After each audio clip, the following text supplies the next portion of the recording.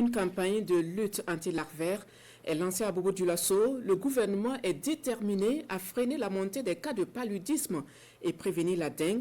On se souvient, ces maladies ont semé la frayeur au sein des populations l'année passée, surtout à Bobo-Dioulasso et Ouagadougou. Betty Bienao, Moumouni Barou. De cette eau stagnante, un prélèvement indique que les larves des moustiques sont bien présentes.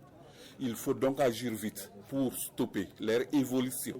Le gouvernement, à travers son département chargé de la santé et de l'hygiène publique, est à pied d'œuvre pour mener des actions concrètes et empêcher la montée du paludisme et de la dengue. Donc, si on fait en sorte que tous ces gîtes larvaires soient détruits physiquement, si on fait en sorte que nous curons nos caniveaux nous-mêmes, si nous faisons en sorte que la destruction par les biolarvicides se fait de façon efficace, nous allons certainement avoir de bons résultats.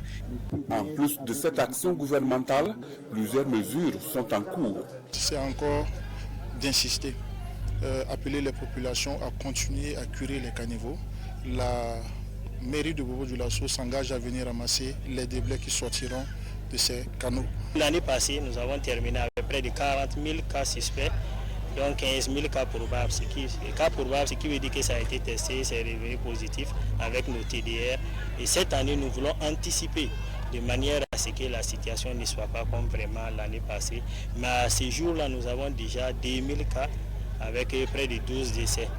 Des cas de décès déjà enregistrés. Cela signifie que la dengue est toujours d'actualité.